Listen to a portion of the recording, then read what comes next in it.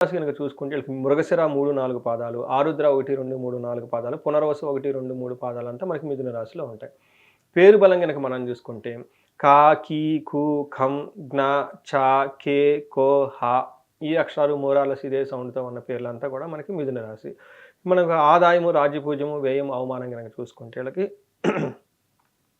వీళ్ళకి ఆదాయం 14 అండి, వ్యయం 2. సో, ఇది చూసుకునగా ఉంటే ఆదాయం చాలా ఎక్కువగా ఉంది. వ్యయం చాలా చాలా తక్కువగా ఉంది.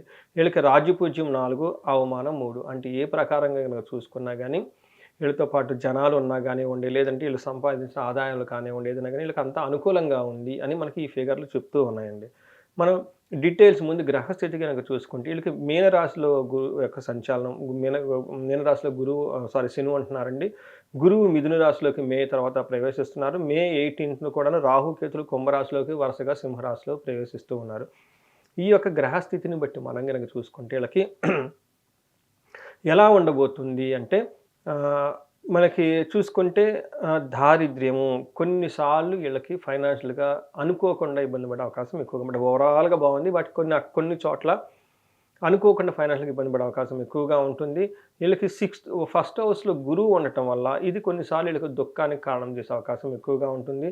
నైన్త్ హౌస్‌లో మూడవ ఇంట్లో కేతు ఉండటం వల్ల అంటే మనీ ప్రవాహం వీళ్ళకి చాలా బాగుంటుంది.